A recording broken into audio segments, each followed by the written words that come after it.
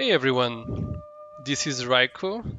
Today we're going to start a very special stream with the Phantasy Star Online Episode 3. This is a modded version of this game, kinda nicknamed Episode 3 Plus. My controls are not working. Okay, they are. Never mind. It was made by someone nicknamed Gigobume, if I'm pronouncing that correctly. And yeah, they basically added some quality of life changes to this game, like some card changes that only existed in the online mode of the game back in the day. Like some cards were kind of unbalanced, so he made sure to change all of those according to the official Sega changes. And also, I think he changed a few of his own accord because Sega didn't really do a perfect job, I guess. I'm not sure about the details. I didn't really play this game back in the day. Aside from that, you also are able to get cards much more easily because there's so many super rare cards and some that you can only find online, from what I understand. But with this version of the game, you can actually find them anywhere. You don't need to play online. Like some cards were also locked in specific modes. Some cards were locked to a mode where I would have to play offline against another player or with another player. But the way this mod is made, oh my god, it just keeps going into the into the intro even if I'm interacting. Okay, and yeah, even if I just play any mode, I can get any card basically. So I'm kind of hyped for that because I never played this version before, and as a result, there were some cards that I never got my hands on. So we're going to do for story mode. We have story and free battle. Free battle is basically just playing against the CPUs you choose again in stages that you choose. Story actually follows a set story, falling to let's say factions with very different views of the world, but ultimately maybe this a very similar goal, as you will see. Gotta create a character. The character you create is actually not super relevant. It's mostly aesthetical. Guess we're gonna watch the intro. This takes place after episode 2. Apologize for the pink bars. I was trying to understand what I could do about them, but couldn't figure them out.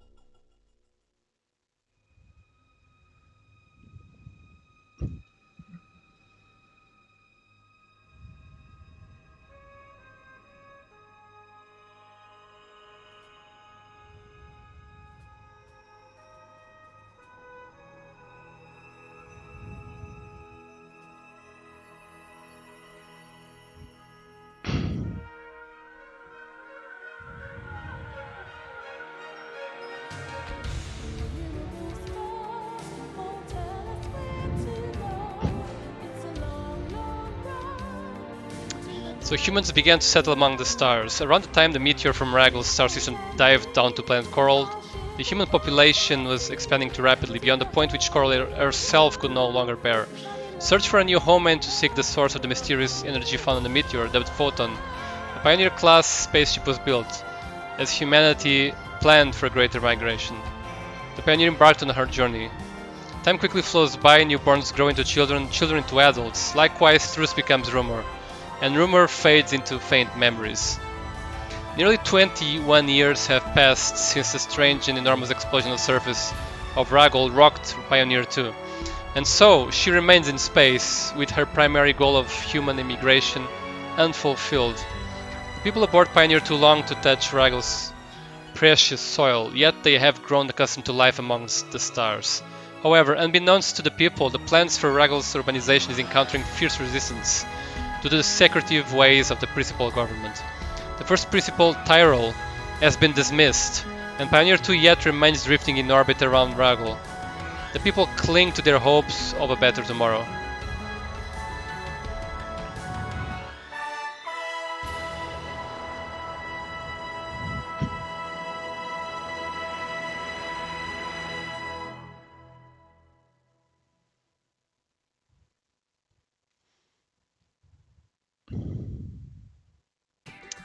Yeah, so basically this takes 21 years, I guess, after the explosion, not after episode 2.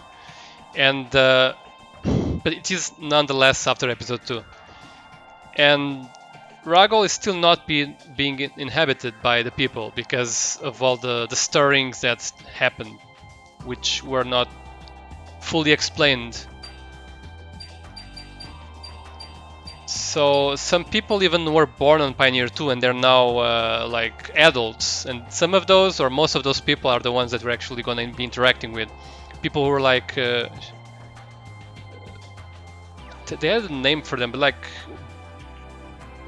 like sheep babies or something. But they were basically were born like their origin was actually Pioneer 2. It's their country of like the birth country would be Pioneer 2, the ship itself, which is an interesting concept. Anyway, we're gonna pick a character, but again, it doesn't really matter all that much. It's just aesthetical. I think I'm gonna go for this girl. Kinda had already more or less something in mind.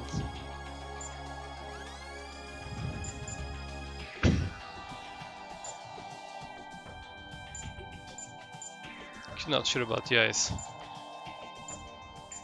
Skip maybe default one for now. I wanted those, yeah.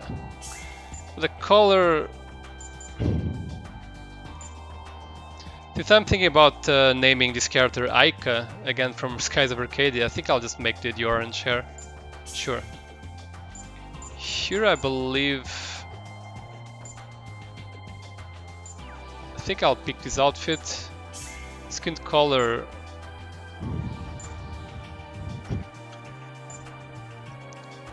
I kinda like all of them, but I think I may stick with the lighter one to contrast with the clothes. Or the second lightest one. I'll get back there in a second.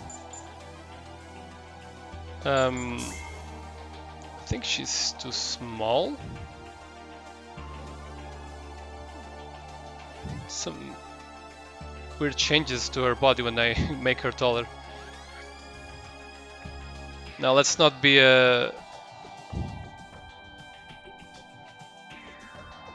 super degenerate here, but let's also make her attractive, I guess you could say.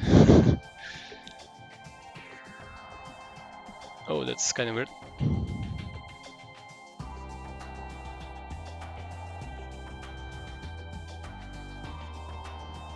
Alright, something like that. Seems fine to me.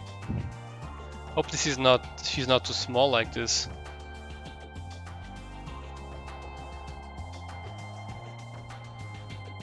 Seems good enough.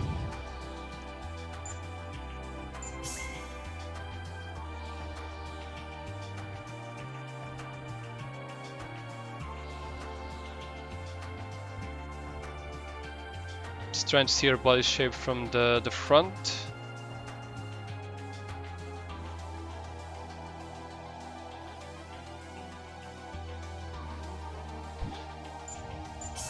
Maybe a little bit taller.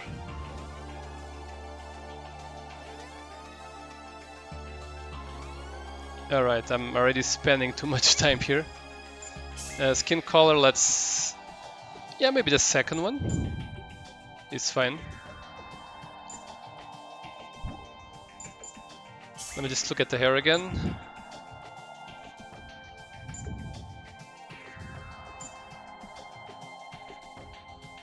Kinda like a few of these, to be honest.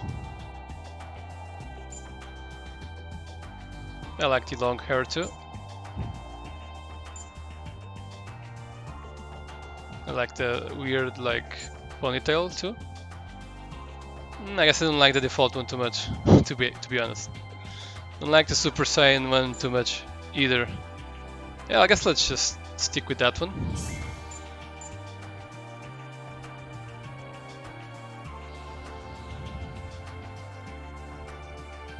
Yeah, orange is fine. I guess face... I don't like that face too much. Yeah, it would be nice if it was just a bit different. Don't like the leaves all that much. Just see from a farther away. Yeah, not sure I like that too much.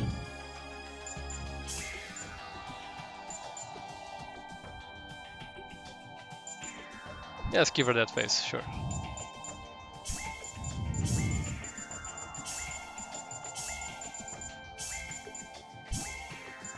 Short and simple name. I think it's gonna get Purplanum if I'm not mistaken. Let me just check color again. Maybe I'll just put the the lightest color though to have an even greater contrast. Not sure. Yeah, sure. I think it's probably fine.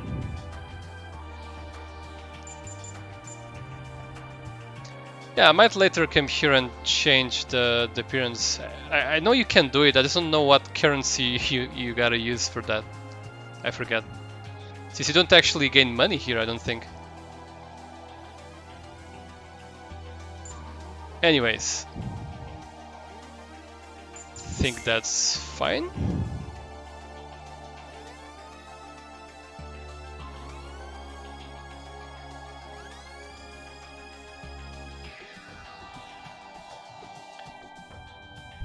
Yeah, it's fine. Alright. Yeah, we got Purplanum. Not sure purple goes that well with red, but whatever. Let's start this.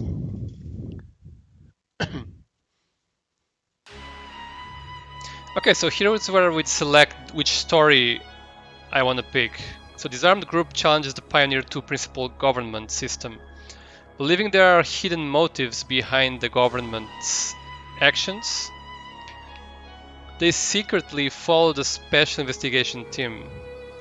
They believe they are the only ones who can bring truth and freedom to the people of Pioneer 2.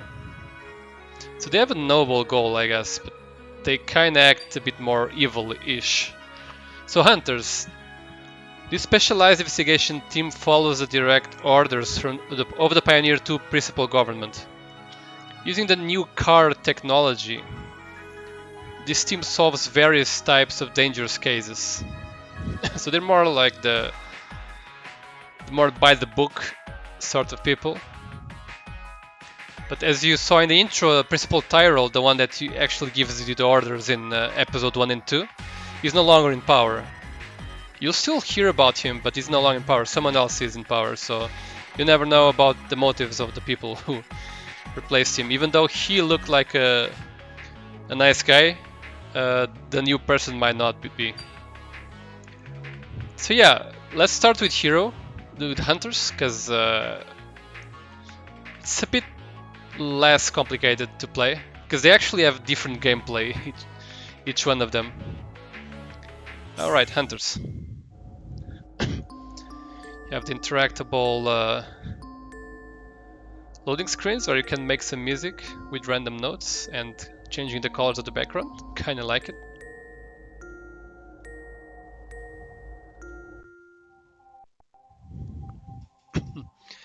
Oh, this guy. Oh, sorry, you're Aika. You look kinda down. You sure you're alright? I'm Pentaglass, the most distinguished chief around these parts. I'm sure you are. My orders are like law around here. Your job then is to follow my orders and promptly carry out your missions with your team. First off, I want you to take a look around the morgue and meet up with your 3 team members. That's a very weird name they gave this place, the morgue. I have no idea why. If you need anything, maybe it's just supposed to be pronounced in a different way, but I don't know. If you need anything, my assistant Karen, we have a Karen here, can provide more details. Yeah, but she doesn't behave like a Karen. She's actually a pretty nice girl. I mean, no offense to any Karens, that's just like just hearsay that some Karens are like this or that.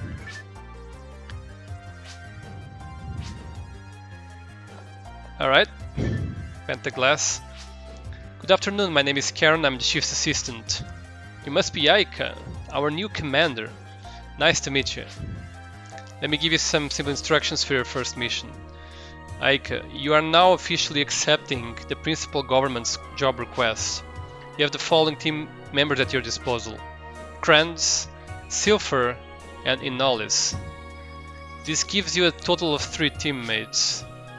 From the mark here, you will choose your team members and deploy them to the surface of Ragol. Your team members vary widely in their knowledge and skills of card technology. It is your duty as a commander to assign each individual member an appropriate card deck and then guide them skillfully on the battlefield. You'll always receive your orders here in the director's room, so make sure to report back whenever you complete a mission. I look forward to working with you. Yeah, likewise, Karen.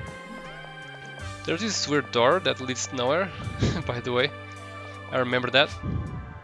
Oh yes, one more thing. The information you learn here is considered to be highly confidential. Please take special care that none of it leaks out to the public. Come to think of it, this car lab has been called the morgue for a while now. I'm not sure exactly when it started. I'm not sure where the name comes from either. Yeah, I like that. I like to know that.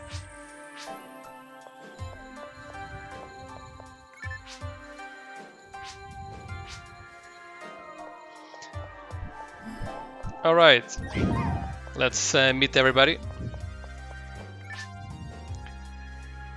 Oh, Commander, your team is waiting in the central command room. Why don't you go talk with them for a little while? Yeah, I think I will. Alright, so we have Kranz here, Silver over there, and Inolis should be somewhere. Oh, she's over there. Yeah, they're all in different places, I guess. Let's talk with the nondescript NPC characters first. This card lab is guarded by my security team 24 hours a day. There's nothing to worry about.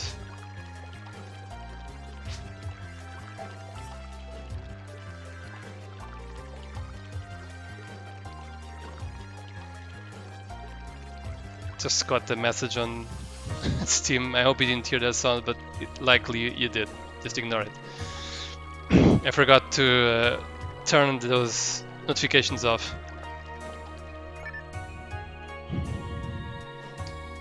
Yeah, so this guy basically, I think it keeps saying the same thing over and over until a certain point in time.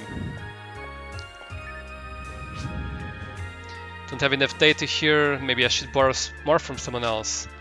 No, wait, maybe if I do this... well, hold on, what's this? I guess he's busy. It's just you, Commander.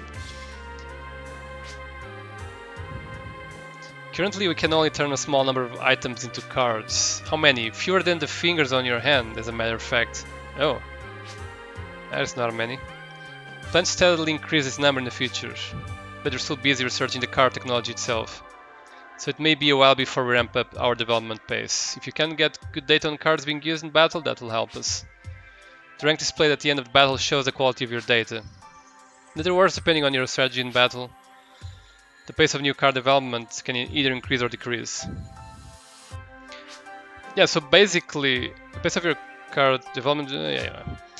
Basically, at the end of each battle, you get a rank, and depending on how high that rank is, you may get more cards and better cards. However, in this plus version, I believe it was changed so that the rank doesn't matter. You always get the maximum number of cards. That's actually something I would have liked to have the choice to not do, because I actually like the rank affecting the number of cards you get in each pack, but it is what it is.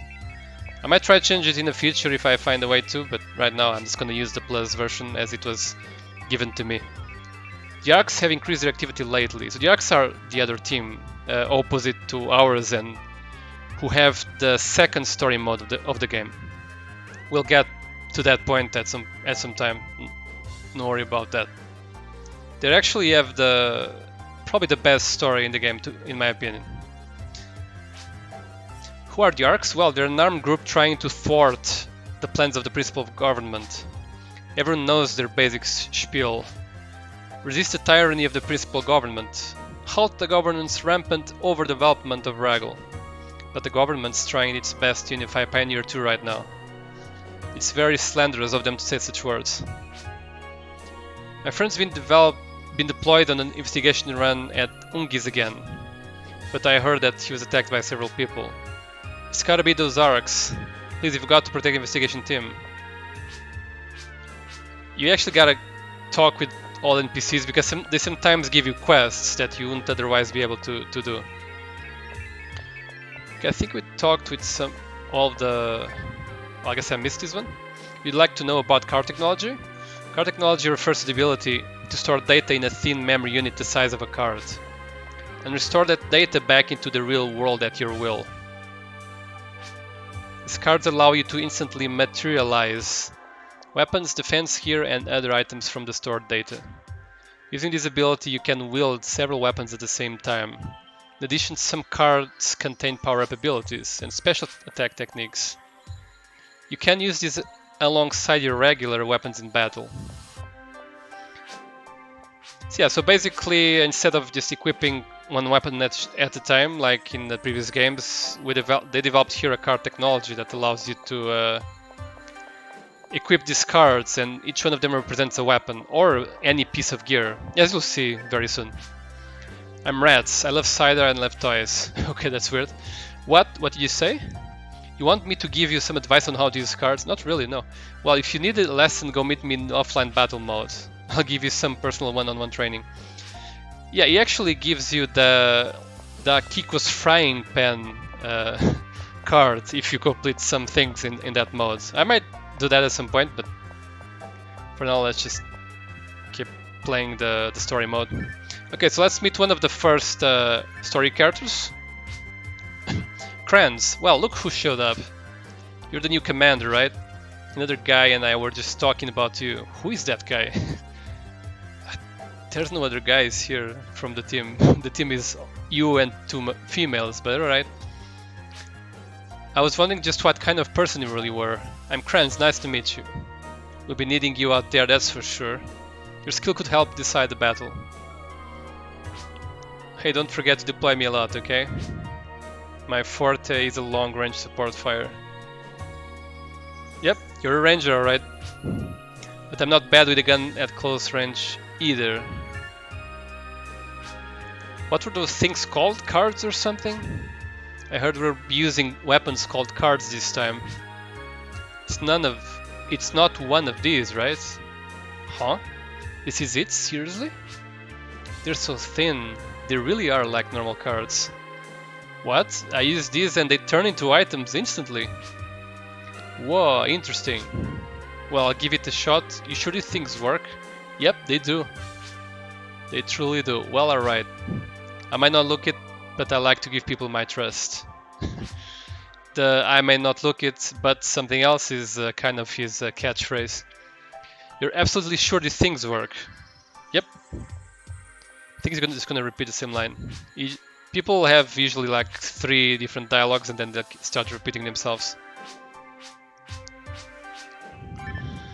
Okay, so that's Kranz. He's kind of a nice guy. A bit clueless sometimes though. So this is Silver, one of the main characters in the entire game. She's in all the covers of the game. Oh, you must be the commander, right? My name is Silver, good meeting you. I just joined the Card Lab Hunters Guild a little while ago. If only I have a little bit of battle experience. Oh, I only have a little bit of battle experience. So I'll try not to be too much of a hindrance. It's a pleasure to be working with you, Aika. She's actually pretty strong and simple to play as. Because all the characters will have their own sort of like style, as you'll see soon. All of us on the Hunters team are using some pretty exotic weapons. What are they called? Cards? That's what we're using to fight now. I took a training course explaining the basics. But having to use unfamiliar new weapons in real battle, I don't know, it makes me a little worried. I'll be counting on you to help me use them well, Aika. I'll try my best to help you too. Yeah, you're nice. I'm pretty decent in close range combat and techniques. Yeah, she is. She definitely is. I'm just anxious about those cards since I'm not yet used to them. Don't worry, I'll help you. I hope you'll be able to guide me a bit in that, Aika. Sure. can count on that. As a fellow Newman to Newman, I'll cover your back. Okay, the last but not least, definitely not least. Huh? Who are you? Do I know you? Wait, you must be... You're the commander, right? The commander, I'm right, aren't I? My name's Inalis, I'm a force. You can see that. When it comes to techniques, I'm your girl. Nice to meet you. Yeah, she's pretty good with techniques, as expected. This is where they research car technology, right? I mean, over in the labs, you know. Do we have to stay in this room? Oh. So when can we go out to battle? Oh. So you'll be directing me. I got it. Roger, loud and clear, more or less. She's pretty cool. So how we're gonna fight? Not with our bare hands, right? Haven't gotten any weapons. These little, tiny little cards. You're kidding. Are these for real? I mean, come on, are you serious? Yep, you're gonna fight with the cards only. No more standard equipment for you, hunters. I'm reading all of it right now, but maybe at some point I'll just, since it's the beginning, I might just read the dialogues, but then I might not read them anymore, we'll see. Because there's a lot of dialogues in this game. Here, you're the commander. You commander, right? I've been hearing the rumors. You're pretty good, I hear. I mean, I just started, but okay. So listen up. Are those government missions really enough to satisfy you? If you're really that good, then don't you want to try some other jobs? I'm not forcing you or anything, but if you're interested, let me know. Same dialogue. Yeah, so this is the guy who gives side quests, so we'll be interacting with him quite a lot as well.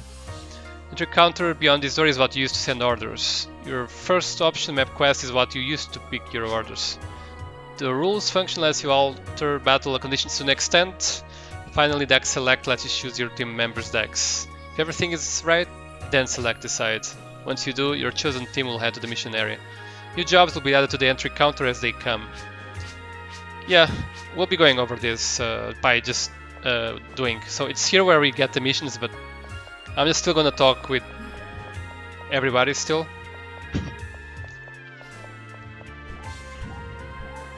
So I think here is where you get some functionality online, but unfortunately I've never experienced that, like card auctions, maybe the tournaments.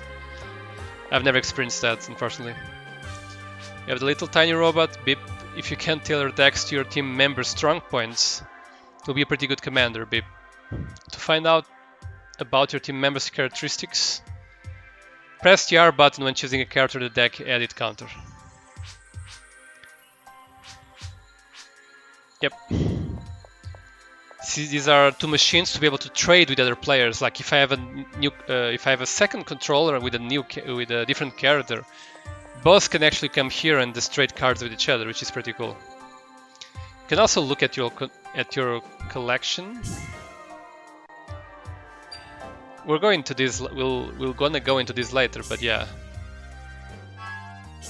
there's some weird lines in there. Yeah, there's some graphical glitches, but yeah, not sure about why. I'll be showing the cards later. This is a card trading machine. You can trade cards using both of the terminals. Of course, you'll need another person around to trade with. There's no point in trading with yourself now, is there? Yep. You got that right. Before I'll talk to that girl, there's someone here. Welcome, I'm taking care of the security in the area. Alright. That was short and sweet. Okay, so it's just to customize the deck. As the first mission, we're gonna just use the default deck. This is the command center. You can adjust your decks here before the battle. Having the right deck will help you use your cards effectively. Didn't mean to talk to you again, I was gonna talk to the girl. Oh, I'm so busy. How did all this work pile up on me like this?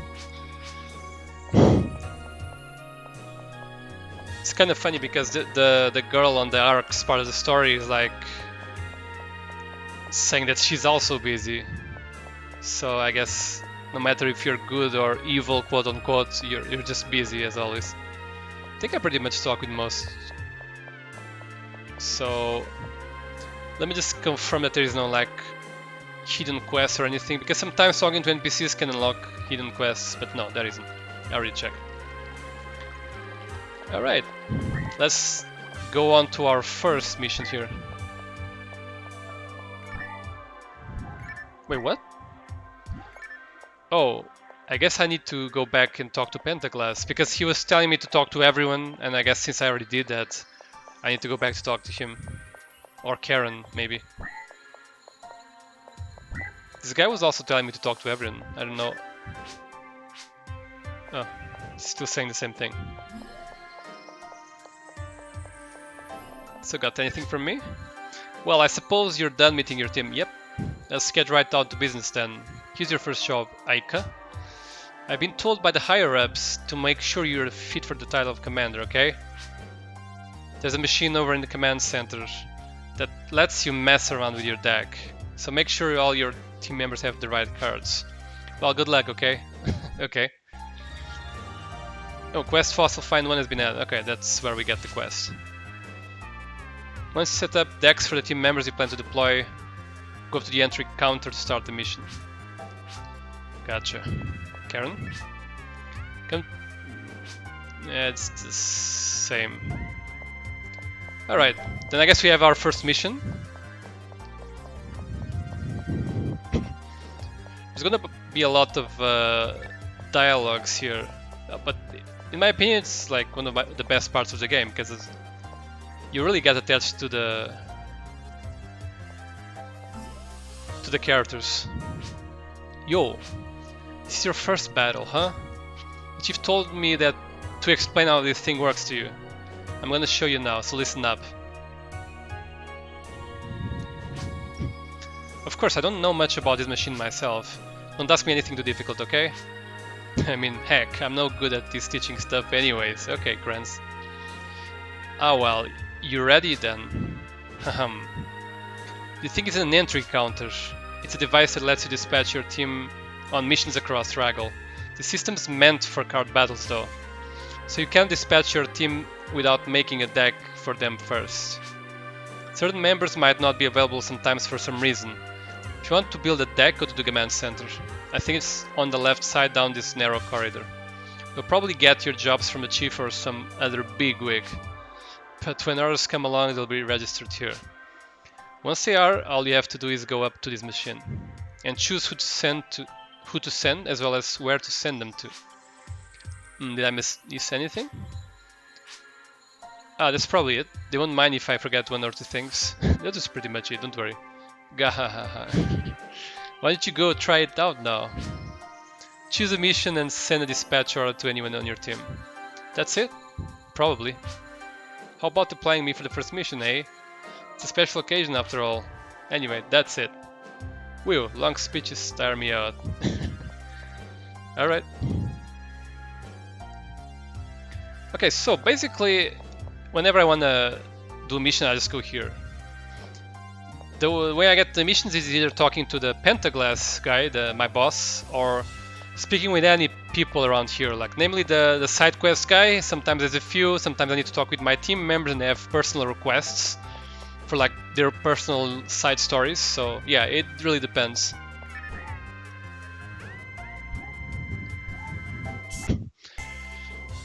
By the way, this quest selection, it's very reminiscent of Phantasy Star Universe in my opinion, which leads me to believe that Phantasy Star Universe was actually based on this, because this came first. Like the way it shows the map and then the list, it really makes me believe that Phantasy Star Universe basically copied this one, or let's say built upon this one. Okay, so government mission. The fossil of a giant creature was recently discovered in a newly developed area on Raggle. Investigative team was quickly dispatched, but we've received word that they've run into trouble. You must hurry to their aid immediately. So you can look at the map. This is like a very small map. I don't think this map even normally exists. It's pretty much just for the first mission in the game. They're usually larger maps, even the smallest ones. Yeah, so okay, so this is where I need to make a very big choice. You can check the rules and all. There's a dice roll that changes to 3. You'll understand later on what that means. The minimum roll changing to 3. Deck selection. Yeah, so this is where I need to make that choice, because I need to decide who to... Wait. I will need to decide who to bring to the mission. And I can pick any of the 3 main characters that I got right now. Either Silver right here, Inolis or Kranz. I don't have decks built for those, so I would have to build decks for those. The reason why this is very important is because all these 3 characters have their own endings. And depending on which one you play more during the course of our entire story, you unlock their ending. So I should decide right now which one I'm going to play the most of all the 3. Since Silver is the main character, I kind of tempted to play her, but honestly the best ending is Inolis' ending. Hers is, in my opinion, by far the best ending from these 3. I don't even remember Kranz's ending, to be honest, so...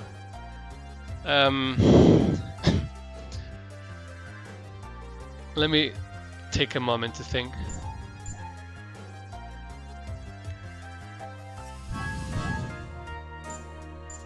I mean, I guess I can just play her here and then maybe...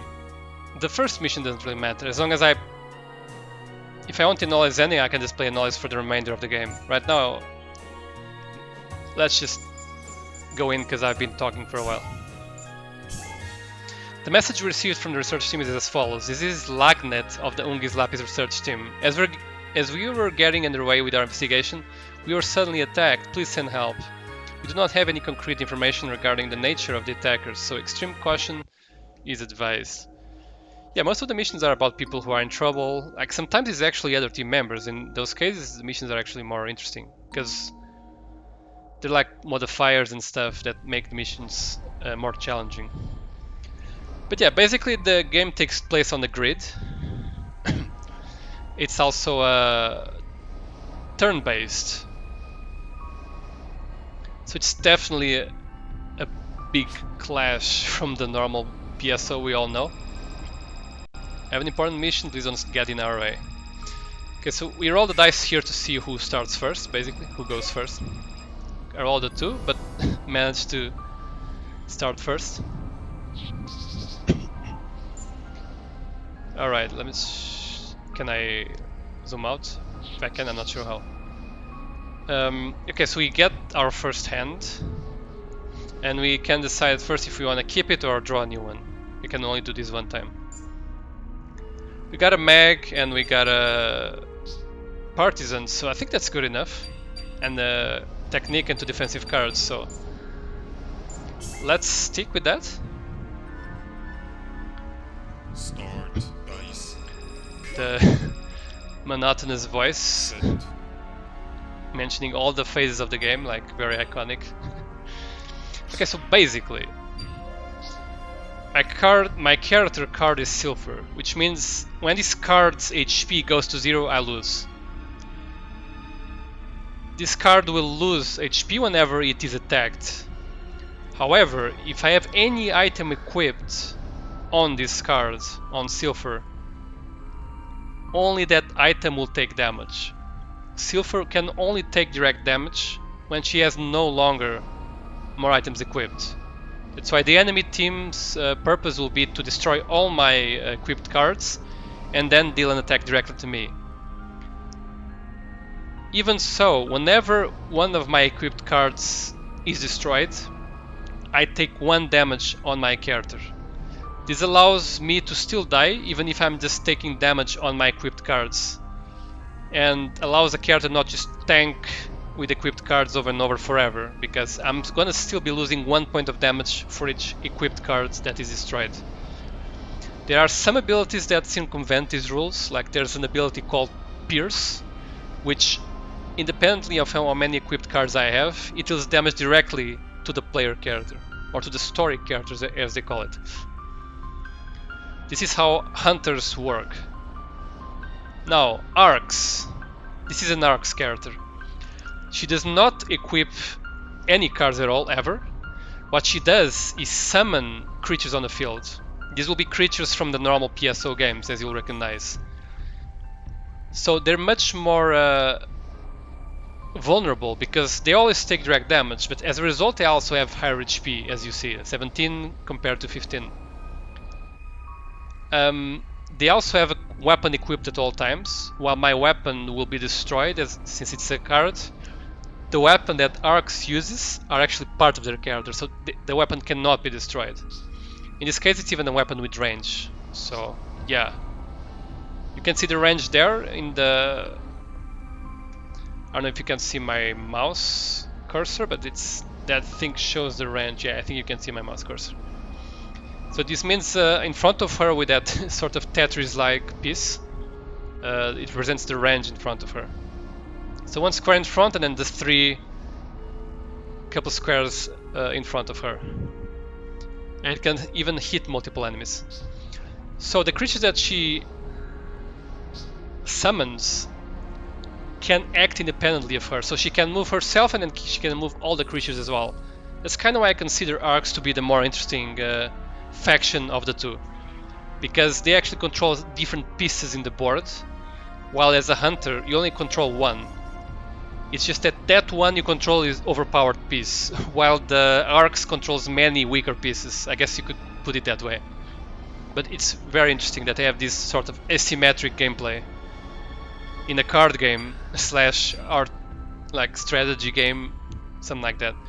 Okay, so we just rolled 4 on attack and 4 on defense.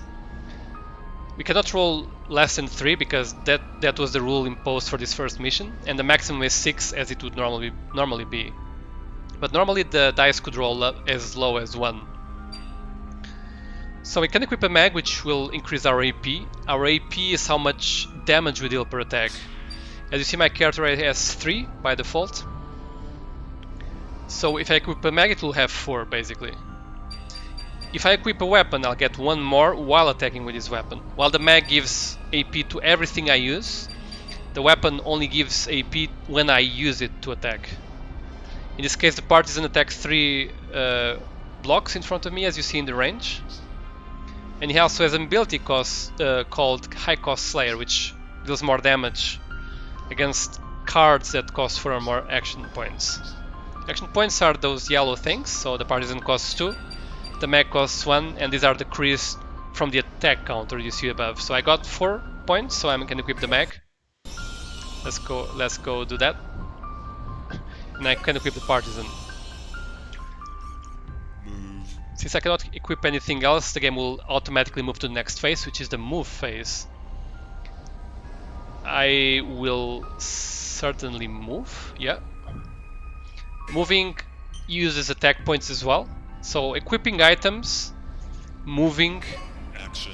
and action and acting also take attack points. So all of these, all of the things that you can do on your turn take attack points, and everything you can do on your opponent's turn take your defense points. Since my attack points are 0 because I equipped a lot of stuff, or 2 items I guess, I cannot do anything anymore, so I'm gonna press next. This is a draw phase, which means I can just select any cards to basically put back in my deck, and then I get more cards into my hand. So if I decided I didn't need any of these cards, I could just throw them out and I would get the full hand. But I think these will be worth it in the future, so I'm gonna keep them around. At the end of your turn, your hand is always made full again. You draw until you have your whole hand again. Okay, enemy's turn. As I mentioned, they will just summon creatures. They summoned a lot of them. They still have 2 attack points, unfortunately, so they're gonna definitely attack me now. Defense. Okay, so I'm being attacked by 2 Rappies, I think. I have defense cards that I can use here along with 4 defense points. So I have 1 defense card that I really love the art in some of these cards. And these are actually characters that you interact with later on. So this is Rio, I think it's her name. And I guess this is not like any character you meet, or is it Silver Sister? I don't know. Anyway, I'm gonna dodge this. Well, there's some weird grids in the game. I need to solve those graphical glitches. So this basically means that if it's HP plus 4, I'm avoiding 4 damage. Since the Rappy only deals 1 damage, I'm avoiding all the damage. Okay, so I avoided all of the damage that she was dealing to me. Change dice. So it's our turn again. Set. And that's basically it. I hope the basics were more or less clear. I think we're gonna do a... I could do something cool, but I'll run out of points. So I think I'm just gonna go for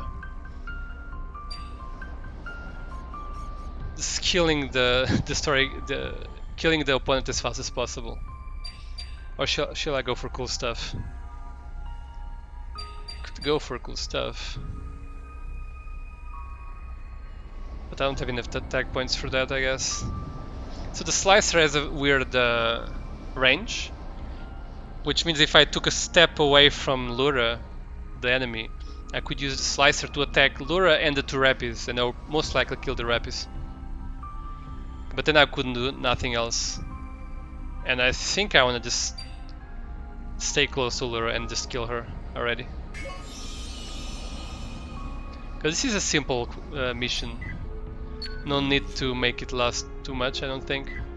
I'm not gonna move. Now we're gonna act. So the dagger has 0 attack, so it basically only uses the story character's attack, which is 3 plus the 1 in the max. So this is gonna deal 4 damage, but it has double strike. Like in normal PSO, it actually attacks 2 times per attack. So it's actually gonna deal 4 plus 4, which is 8, which is an enormous amount of damage. However, any defense cards also apply to the second hit, so you're basically also losing double the damage from defense cards. So I'm gonna attack with Partisan first to lure out those defense cards, and then with Dagger next. Defense. Okay, there were no defense cards, I guess. The wolf is almost dying, and now this is gonna be 8 damage total. Yep, she's almost dying. Draw. You can only equip 8 points worth of items, so I have 2 plus 2, 4 plus 1, 5, so I can only equip 1 more item, basically. From these 2, I can equip these 2, so I'm gonna throw these away. I guess I can keep. I guess I'll throw Foye out.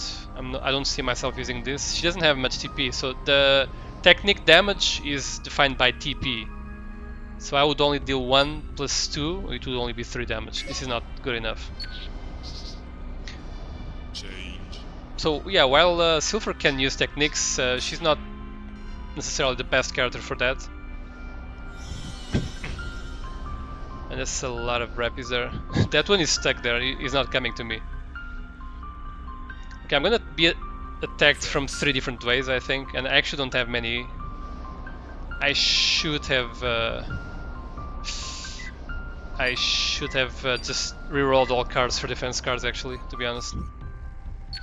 Let's let the 1 damage come through on the mag.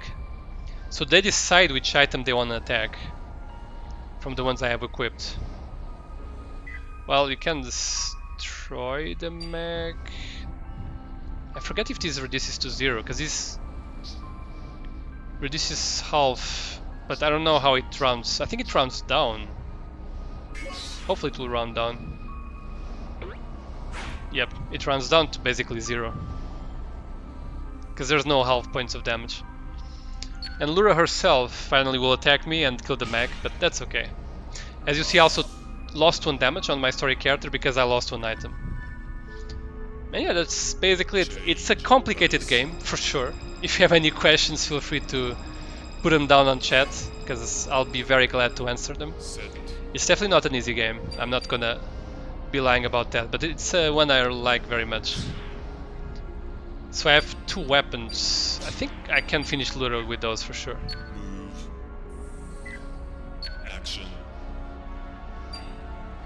I'm gonna do a combo here. Let's see if I can do it. So you have action cards that basically you can attack with the weapon as is, or you can link an action card to your weapon. In this case, this changes the range of the weapon to make the 3 squares in front of me. And this one changes to be like a long range, so I can actually use this on the Partisan to make it long range. It's actually kind of cool, even though it doesn't add any attack power. But some weapons like this on the dagger cannot, it says their attack AC enable, you cannot add action cards on it, because otherwise it would be overpowered. Like, since this thing double strikes, like double striking from a distance would be way too overpowered, I guess. But yeah, we're gonna link these 2 cards, because linking cards actually increase your rank by at the end by a lot. So we're just gonna be linking it for that purpose. This one adds 2 damage, my character has 3, so this should be enough to kill, unless she uses a defense card. And if she does, well, what can you do? I guess I'll just finish her with the dagger after. Defense. As you see, 6 damage coming through. Because it was 2 plus 3 plus 1 from the Partisan, yeah, I forgot that one. Alright, as soon as you kill the enemy story character, you win. You don't need to kill all the creatures. Same for the hunters. If the hunter is killed and she still has some items equipped, you still lose the game. Okay, you get some stats that you can later use to understand how you could do better. I also unlocked the High Lilies deck from the computer. And you have more stats. So I took 0.6 damage on average per turn, I guess, and she took 6 damage per turn. So this is where you can choose different packs with new cards. They all have their own like specialty in cards. I forget which ones. I think the last ones focus on assist cards, which I have not yet gone through.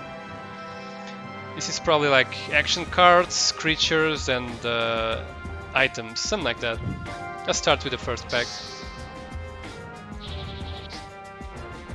Okay, this is a creature. Okay, we got a new item. Technique, nice. Another dagger, sure. A new item. I actually never seen this. It's a creature actually. I've never seen it before. Cool.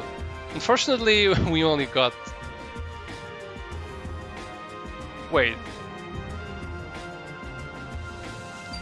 Wasn't I supposed to?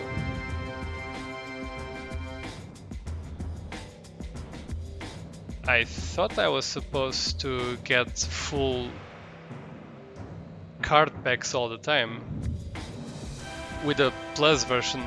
I guess I'll gotta check that out later. Oh, never mind, it just doesn't show the creatures I got. Yeah. Because this is a complicated thing about the plus version, is that they're actually, to make the plus version, the modded plus version of the game work, they had to be divided into 2 versions. One of them only shows the items and the second one only shows the creatures. So I got the creatures as well, but they're not being shown here because this is the hunter's version of the game. That's pretty much it. So any creatures I get on these packs will not be shown here, but they will still be in my collection later when I check them out. Just cannot see them in this version, I would have to switch over to the other version. This is because there were some cards that were not unlockable, and to make them unlockable, they actually had to divide the game into separate discs, because the deck manager didn't allow for that number of cards to be displayed at the same time. There's some technical details behind that, but no need to think too hard on it. Just know that the deck manager here will only show the items that hunters can use. It will not show the items that, or not show the cards that Ark's faction can use. So we got the new barrier. This is actually costs a lot of points. It's good only though with if you have the custom ray, because this is a custom barrier and it it has a special ability if you equip it with the custom ray, which I do not yet have, so let's just ignore it for now. It seems that the research team is safe and sound. They have sent word expressing their heartfelt thanks. Thank you for your efforts and good luck on your future assignments. Security Division. Okay, cool. I think we can do just one more mission.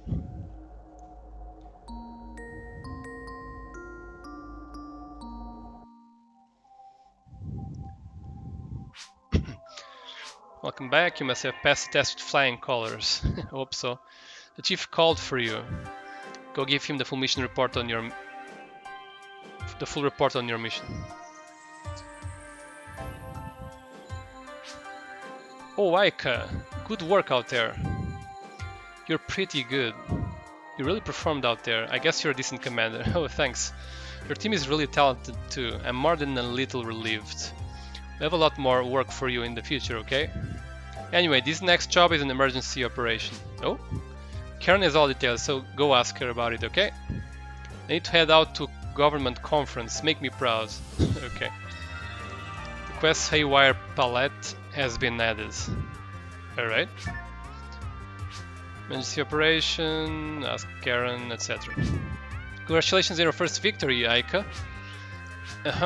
Anyway, allow me to explain your next mission. We are currently building an interplanetary high-speed network as part of our ongoing development of Raggle. Just a few moments ago, the ARCs broke into the network and set a prototype pallet vehicle to run out of control. We've been given the job to stop it before it causes an accident. Could you put an end to their sabotage? We're counting on you. Okay. Sure, you can count on me.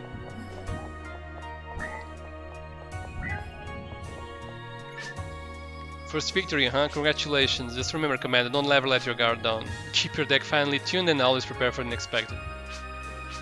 Sure, thanks. We're gonna talk with our friends here first. Yo, congratulations on your first victory. The real work starts now, so give it everything you've got.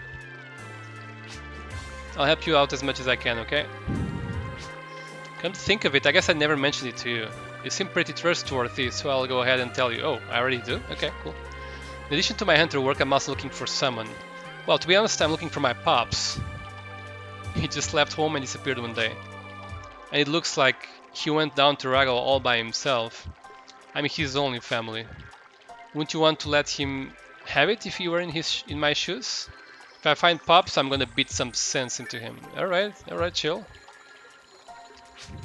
Sorry to bother you about that stuff. I'm not letting it affect me in battle, so don't worry about that. I may not look it, but when the bad guy is around, I never let him escape. Gahaha. Well, let's do this, huh? We might as well be friends with each other. Oh, he's a nice guy. Guess he's just repeating himself now. I don't know if these NPCs say anything new. Friend replied to Ongis, he made it back safely investigation mission after all. I guess because I saved him, huh? I guess I should thank you for that, Commander. Yep, you should. So something's weird about him. He told me that he wants to go investigate the area one more time. Doesn't he realize what kind of danger he was in? Why do all researchers have to be like this? Well, it's in their blood. By the way, the attackers were the Arcs, weren't they? Yep. Those guys are real trouble, let me tell you. You can't even hold a peaceful conversation with them. Okay. I mean, you're just pointing guns at each other whenever you see each other, so makes sense to me. Has anyone told you about us yet, Aika? You know, his friends and I were childhood friends way back. We're all really the same age. Oh, but since I'm a human, well, you know, I might look a little younger than I really am. I don't think you look that young, honestly, especially, you know, looking at your body. Everyone's really grown up since then. We used to do all kinds of silly stuff. Are you getting used to the morgue yet, Aika? I used to think it'd be hard to keep on fighting like this. But with Inolis and Kranz around, it's really been pretty easy on all of us. That's really important, you know, that sort of thing. Yep, that's true. Friendship and all. I didn't register with the hunters just so I could get reward money for carrying out my orders. I did so I could... on second thought, I'll save that for later. Sorry. Okay, so she's about to tell us about her backstory, but she kind of put the brakes at the last second, I guess, because she doesn't trust us just yet, unlike Kranz. Awesome, Commander. You won, congratulations. I heard the Arcs are up to no good again. We gotta go stop them. Say, who are these Arcs anyway? Do you know, Commander? Sort of. I never really tried figuring that out before now. Resistance force against the principal government, huh? So are they the bad guys or what? Sorta? Oh well, whatever. I'm gonna give my all next time. By the way, did you talk with the other two? Yep. I was childhood friends with them. We can still hang it with each other even now. I hope you and I get along well too, Commander. Yep, so do I. Just repeating yourself now. Yeah, so they all know each other. Their stories will be entangled quite a lot. They all have their ghosts from the past, I guess. Maybe not in all. She'll have some ghosts in the future, unfortunately. But yeah, they're cool characters. I think none other NPC is that important right now, so I'm not gonna spend much time talking to them. They're probably gonna just say the exact same things anyway.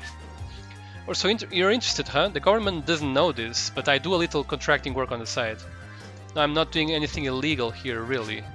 I just steal in personal jobs from outside the government. I could get in trouble for dealing how it works to hunters like this. But with someone like me around to help people with their affairs, things move a lot more smoothly around here. I'll let you know when I find out more about some more work. So feel free to stop by whenever you're around. I thought you were gonna give me a job now. I guess not yet, huh? Let me see if I can unlock some other jobs in some other way. Let me just check here online. No, I guess right now it's still just a single mission that I can do. I'm going to try to use another character right now, just to show you the differences, like of playstyle. But for that purpose I need to make a deck. Because right now I only have silver. I have this very cool character selection. Oh, you can already select all characters. Yeah, this is a thing of the Plus fan mods, which unlocks all characters from the start, but we're gonna ignore the characters that we didn't unlock in the story yet. We'll get to those. There are some very cool ones coming. I don't have any assist cards apparently, huh? Alright, so we're gonna build a deck. I should probably start by showing Inol is this story character card. So she has a bit less HP, not much AP and just 1 TP, but she has a tech ability, which allows her to use techs with 1 less cost of action points, which is pretty significant, to be honest. They usually cost 2 points each, but with her they will only cost 1. And since they tend to be strong and ranged attacks, it's actually pretty relevant. So what we're gonna do is we're gonna pick items that have tech OK, because only those items will be able to allow her to use techs. So I guess 2 sabers, 1 Durandal, no tech OK there. I guess the Canes will have tech OK naturally. But Kane is not a very strong one. Let's put a nice staff, Dagon, or whatever that's pronounced. Like, as you see, some force weapons have varying levels of TP. So TP plus 3 increases techniques by 3 in damage. This one is just 1, but then has TP power and also costs less. So TP power basically adds your TP to your physical attack, which is actually kind of cool if you do a sort of physical attack mage. This is kind of the weakest in a way. Let's see if we can put something else. You have that new card, but it doesn't really fit the force character.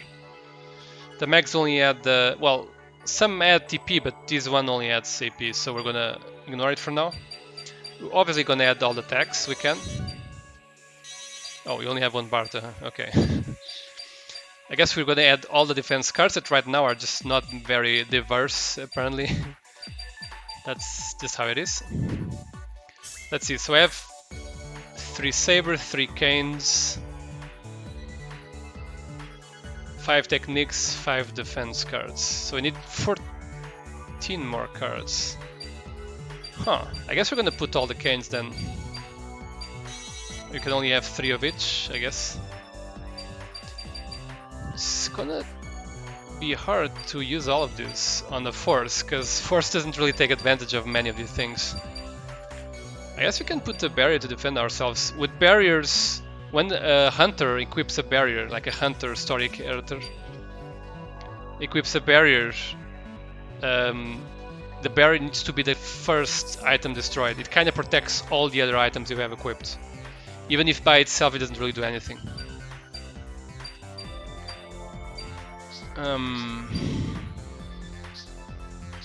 Don't really want to equip guns on Inolis. That's actually kind of weird. Let me think. Guess there isn't really enough cards to make a good force just yet.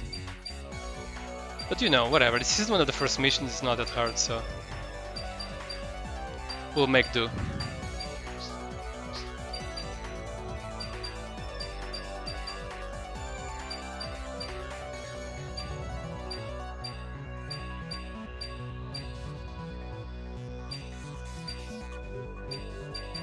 One more rod, sure. Alright. Good enough.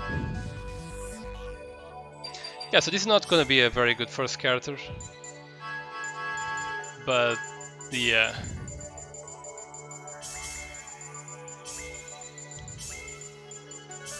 At least we can show how a new character plays like. I probably should have done a Kranz deck, but it doesn't play as different from Silver as Inolis does. Let's just... there were no more characters available.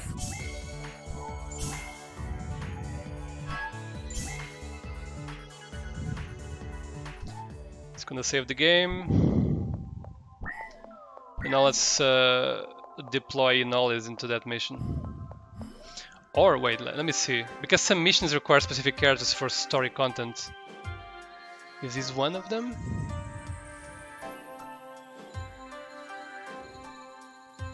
I don't think it is. I'm just checking a guide here. Nope. Because some quests will actually get you a cutscene if you pick a specific character to engage in that quest. But this quest is irrelevant which character you pick. So that's actually kind of fun to find which quests will trigger certain cutscenes with certain characters. Or you just follow a guide, but it's still fun to see all the cutscenes. And they're like showed in sort of a manga style format, which is pretty cool. Kind of like the Phantasy Star 4 from the Genesis used to do. So this mission concerns the high-speed transit net, the crown jewel of Raggle's development. We've received word that the ARCs have caused the prototype pallet vehicle to malfunction. We'd like you to stop it before it causes any accidents. Still a small map, I guess. We're still in the with the baby wheels, the baby training wheels. This time we're gonna pick the deck we just made. Minimum dice roll is still 3. So yeah, it's gonna be simple most likely. By the way, I have this layout that is kind of just temporary. I might just try to... I couldn't find a way to make this game widescreen without, you know, a stretching. So I might look into that or use a different layout. By layout I mean the background where the black bars would be. Chasing Palette, the government has too much free time. Okay, so this is Endu. Probably the most interesting character in the entire damn game. Our opponent, I mean. I don't want to say anything else other than that, because I would spoil the entire story of that character, but it's definitely one of the most interesting characters in the entire game. I'm gonna switch, because I only have one item to equip here. I actually want more than that. So getting a new hand? Okay, I get at least 2 items there. Because remember, hunters need items to protect themselves, otherwise they take damage directly. And that's no good at all. So equipping these items doesn't matter the order you do it, for the most part. There's only very specific cases where the order matters. Hey AKD, thanks for the raid. We're playing some different game today, Fantasy Star Online Episode 3. The fan mod made by Gigoboom. Yeah, the move. That voice is so high, isn't it? Unfortunately, no points to move. No points to act. So we basically will keep the defense cards because we want to protect by whatever the opponent will do. I'm gonna remove this one because I actually just want to find techniques as much as possible. And we'll end our turn. You're playing Plus? Hell yeah. Yep, it's the first time I'm playing Plus actually. So kinda hyped to see what cards I can find because I only used to play the normal version and there were some cards that I never actually found, and I'm guessing it will be much easier to find them here. Because in Plus you actually have an equal chance to get any of them, be them rare or not rare or online exclusive or whatever. Oh, I should have saved my defense card for this attack. I didn't notice. There's actually something that I would prefer that the game had, which is like showing you how many attacks were queued against you so that you could understand better your actions. Because if you pay attention, you can actually see the opponent's queue up attacks, but if you miss that split second where you can see that, you actually have no other way of telling anymore during the actual attack sequences. And they're all unlocked from the beginning, and you're always guaranteed 3 new cards when you win. Yeah, that's correct. That is correct. I think all story characters are unlocked from the beginning as well. But for now I'm just gonna try to only use the characters I unlock in story mode. Because right now I'm doing the hunter story mode. Alright, so I had no items to keep equipped, so that's why it switched me directly into the move phase. I would definitely want to move here. Or no, wait. Yeah, I guess I should, even though I don't have any attack points, but I want to fire technique at this guy. I might be locking myself in there though, in the corner, but we'll see. So we want to use a technique, so we want to use the one that has higher DP. So let's obviously use this ice stuff on this guy. Could also freeze, but I don't think it works on story characters. Yeah, but it doesn't work on story characters. You can actually freeze story characters. You can only freeze creatures or items. Defense. 6 damage, that's a lot. Almost half of his health. Not quite, but almost. So right now I really want to roll for defense cards, I guess. I already have one, so I think I feel safe with that one, plus a technique.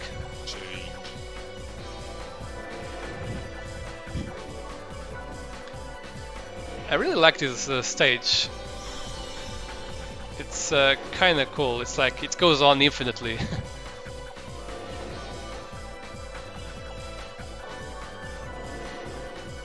Defense.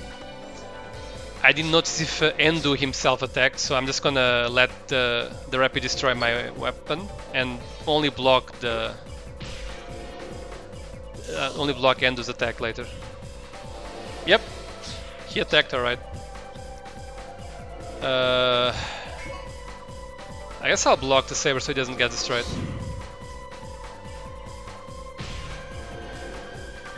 Oh yeah, Endu's ability is that he has Rampage on all the time. Rampage is an ability that allows the character to attack all items of a hunter's character. So usually you can only attack one item that I have equipped, but with his ability, Rampage, he always attacks all my items, as you will see here. Yeah. There are also some cards that give that ability to other attacks, but he has it as a passive. Alright, we have a technique, so we can do like 6 more damage. He has 9 health. So we should be able to kill him pretty soon here. Let's see, so if I use a technique, I use one action point, attacking with the saber takes another action point. I'll have 4 left.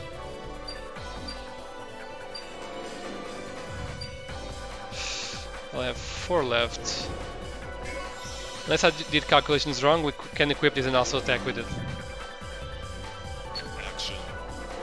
Alright, so I'll probably start by baiting out any defense cards with the saber. And then using the technique as a second. And then finishing with the gun if I have to. Defense. Okay, he's gonna die with the technique.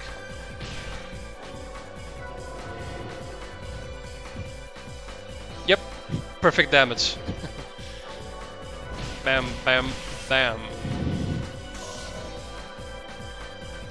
Okay, easy, easy. Rank C though, because I didn't really chain any action cards this time and they count a lot to the score, I guess. Got him, yep. They be dropping dead like flies. A lot of experience.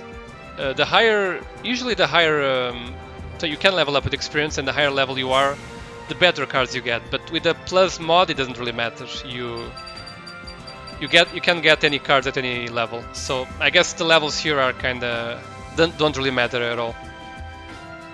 I'm just gonna pick different card packs every time. Don't quite remember what its color means.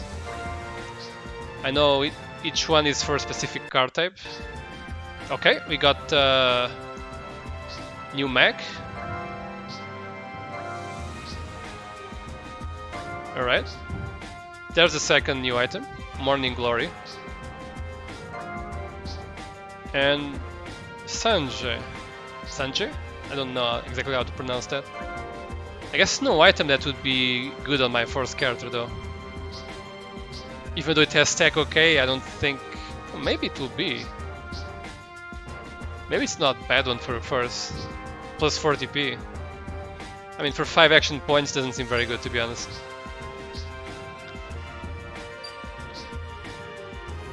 Enemy bonus. Yeah, this seems to be good for a character that is a mix of both AP and TP. But I don't know, TP plus 4 is a lot though. This one is kind of the same. Oh, and this is one of the new cards that didn't exist in the new in the original game. I mean, hey, fellow Portuguese streamer. Oh, hey, the loot shrub. How did you know I was Portuguese? I forget if I mentioned my nationality somewhere. But yeah, thanks for the shout out. Huge PSO PSU fan, but never played episode 3 actually. Yeah, it's kind of a very obscure game, but I understand why. I mean, it's kind of disappointed a lot of people that just wanted a new episode, like a new proper episode with new areas, new items, new monsters. But I really love this game, to be honest. I quite love it. It's pretty unique, and as I mentioned in another stream, some other stream, I feel like this. Oh, thanks for the follow, the Loot Shrub. Thank you very much. I feel like this game was so ahead of its time, kind of like PSO, but for the card game genre, because online there were like auctions, there were tournaments, there was a lot of good stuff that you usually don't see in games. Even right now, I play Hearthstone, I play other card games. You don't really see any of like online tournaments and auctions being in any game like this. So it was so ahead of its time as well. Alright, so fortunately you solved the problem before any harm was done. However, it seems they made off with some development documents. We can only guess what they might be planning. We've decided to place a bounty on all ARC's members to catch them before they can cause any more trouble. We look forward to your help, Security Division.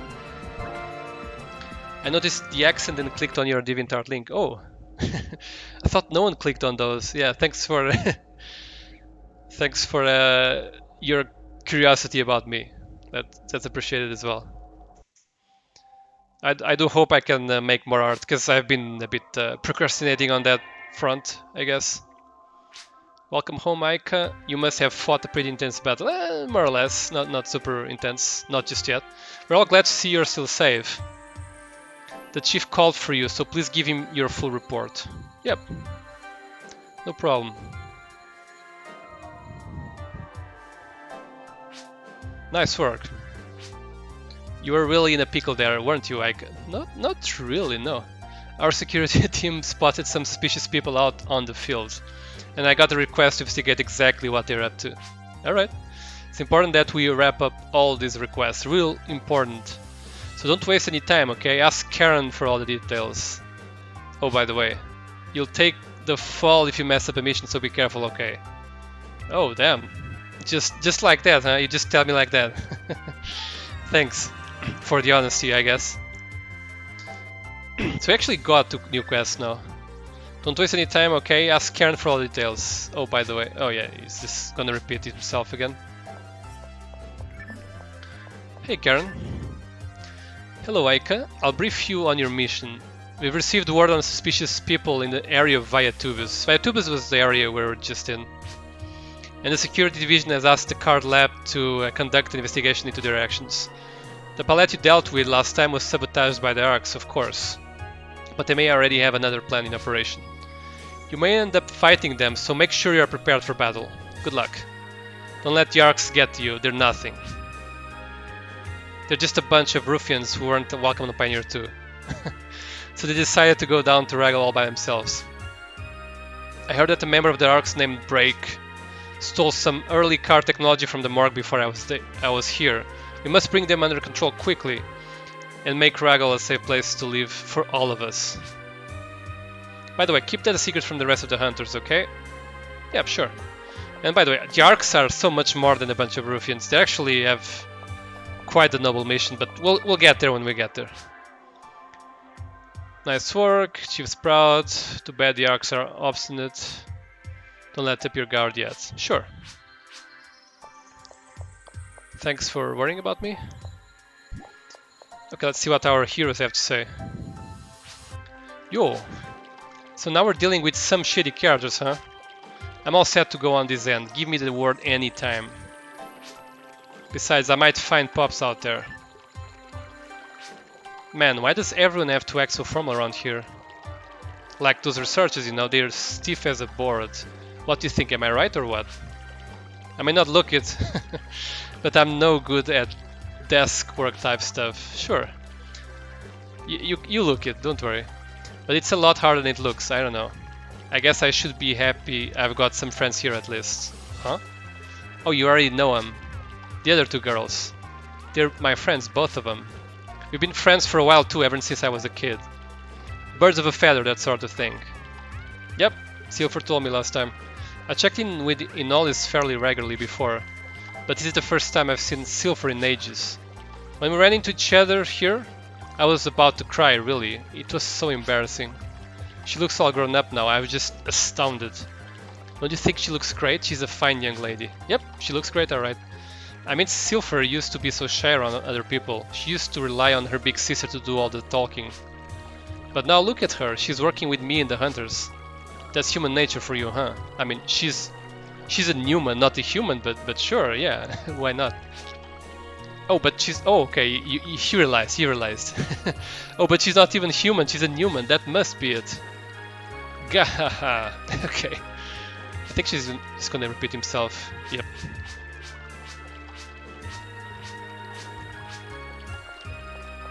Where are the others? I think one of them might have a quest for me. Have you talked with that hot-blooded freak yet? What? Who is that? You mean Krantz? Oh, I'm talking about Krantz. And freak is a bit too harsh, isn't it? He gets himself so worked up about everything. You could tell him anything and he'll be barking, "Let's go!" Oh, and now that I think about it, Krantz told me he was looking for his pops earlier. I'm looking for someone myself, actually. My sister. So anyway, I know how Krantz feels, kinda. Yeah, these backstories were actually developed quite a lot. Did you talk to Inolis? She's a real cutie, isn't she? Yep, she is. She's full of energy too, quite a cheery person, isn't she? And you can rely on her so much out in the battlefield. I can't count how many times her timely support saved me out there. We used to play with each other a lot. Oh, I'm sure you did. But we sort of lost contact after we both grew up. But when I registered with the Hunters, and here we are again. But then I registered with the Hunters, and here we are again. That doesn't happen every day, does it? It feels kinda like fate, actually. You could say it kinda is. Am I comfortable with car technology? Well, more or less. You have to take the bad with the good. I like how they're compact, and how you can break out items at a moment's notice. But sometimes the items aren't quite as good as the real thing. I think people who hated episode 3 should look at this comment from Silver. You gotta take the good with the bad. So there's like good things about this game, there's worse things about this game compared to the other game. It's just different, that's all it is. What really hurts though is the way they break whenever I get attacked. That's a major drag. Oh right, I heard we were digging up fossils over in Nungus. Real fossils. I've read about them before. But I was born and raised on a ship, so I've never seen a real one. It'd be neat if I could. If you ever get a mission related to fossils, I'll take it anytime. Oh, so this is a hint that I should actually pick her for the mission with the fossils, because there will be a cinematic. So I guess we can do that one more quest today to actually see the cinematic happen. Okay, she's just gonna repeat herself.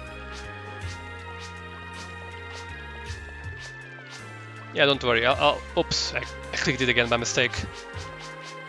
Gotta be careful not to click it too many times, otherwise I'll start again new dialogue. Yep. From Newman to Newman, I'll got your back. Don't worry. And lastly, in all this, welcome back, Commander. You really pulled through for us. Kranz and Silver were talking all about you earlier. I'm good friends with both of them. I used to play with Silver together all the time. Yeah, she said that. She has been one of my most cherished friends, but everyone's all grown up now. I better start acting my age a little too. Nah, you're fine as you are, don't worry. Don't worry, I'm still taking care of business in battle. I'll be okay from here on in, probably. Everyone's all grown up now. I better... Okay, are you just repeating yourself? Oh, it's a good idea to grow up as soon as possible, Commander, you know? I mean, kinda. Not really. You should take your time to grow up. Silver and Kranz are amazing, you know? Really amazing. It's a secret. No, really a secret. I can't just go and tell someone I just met. I mean, I know what your secret is. I think I'll tell you anyway. But don't let them know I'm telling you a secret. Okay, so you know Silver and Kranz? Well, they each have a family member that they're searching for. Yep, I knew it. Yes, I already knew that. Oh, okay. She's just repeating herself. So yeah, Silver looking for her sister, which is a very relevant character in the entire story, and Kranz looking for his father, which not as relevant as Silver's sister, but it's also pretty important to figure out what's going on here. Oh, it's you.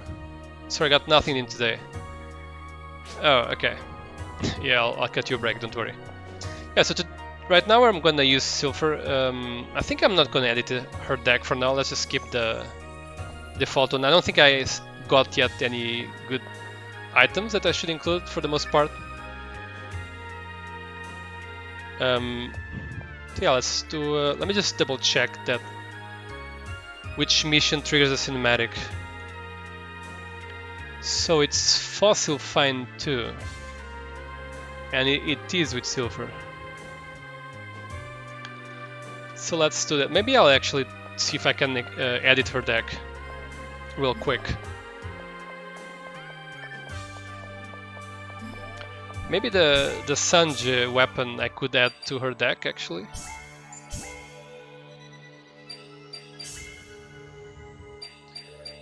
Morning Glory, I don't think it's that good just yet. It takes a lot of points. But this one could be good. Anything else? Well, there's the new mag that was not in the base game. Oh. It gains 1 AP each time the battle ends. I guess it's when it takes damage. Well, it's actually pretty good, but it takes so many attack points. I think I'm gonna just drop a barrier. Or a shield, actually. Actually, I'll drop a barrier and a shield. And equip the Sanja. And maybe something else. I don't want to equip this, because it will limit the number of items I can have greatly. I guess I'll equip the DLK combat. No, let's do another machine gun. Wait, how many? I have 14 items. No. That's too much. I will drop one gun here. Sure, I think we can drop the other gun. We'll actually drop the shields. I don't really care about those. Now let's just go to the other item types. Since we kinda use techniques as well, I put the Zonde here, another dodge, another slash, and another reduce. We should have a lot more defense cards, I think. Okay, let's. I don't have any assists yet, so let's put one more item. Guess we could put a barrier or something. That shield is too much. I don't have a custom gun either. Or maybe a gun. Yeah, sure. Alright. Let's say this is a good deck.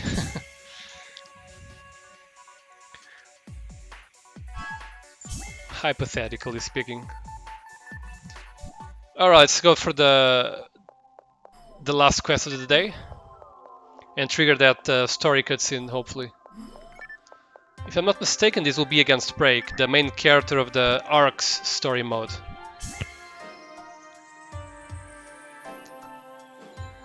So it should be Fossil Find. I'd like to send another research team out to the Giant Fossil. I'd like you to guard this team against any further interference from the Arcs. Yep. Still getting the minimum roll of 3. And it's against Break with the Blue Eyes deck. There's nothing to do with Yu-Gi-Oh though, don't worry.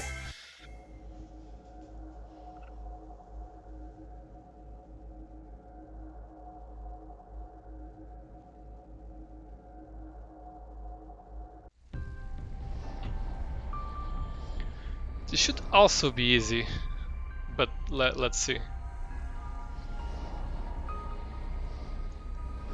First quests are kind of a tutorial sort of thing, but this map is at least already normal sized, I think. Do you think you're doing the right thing? Yeah, we pretty much do, but yeah, no, nothing is black or white, huh? It's actually very interesting when you get to the arc story and you actually start understanding their motives and you actually sympathize a lot with them. But right now they just look like they're kind of evil. Change your hand. Nope. I think I'm good with this one. I got the 3 items there, even if I can't equip them all, I'll at least equip 2 of them, which is pretty good. Oh, can equip them all.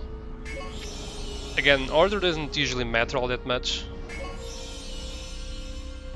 It kind of matters in very specific situations that I'm not even gonna go into. It's just very situational and kind of hard to explain, if I gotta be honest.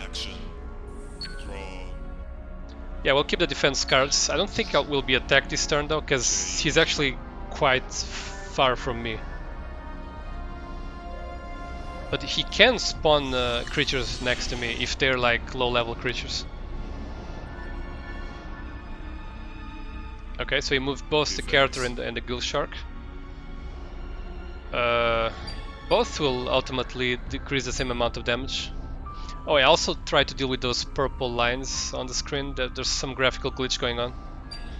I try to have that resolved before the next one. Yeah, so let's just use that. Because the other card also works against techniques, so I'm gonna keep it in reserve just in case. Change dice. Set. Okay, so So I can either move or just go full on attack. So my character can move 2 spaces, as you see there in the bottom right of the character card. Which means I can't actually do much. I can't move close enough to the enemy character. So yeah. Oh, and by the way, the enemy character can only attack in front of him, but he does have 4 TP and 4 AP, which is very high. That's kind of his advantage for the downsides of being vulnerable all the time to direct damage. So if I actually get myself in front of him, I'll actually be kind of vulnerable myself as well to his very high damaging attacks, both physical and attacks. I already have a partisan, so I don't think I'm going to equip the sword. I already have some AoE damage. I'm going to equip the saber.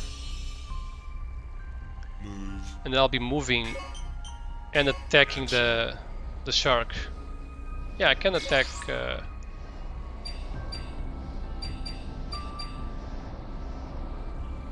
Let me think here.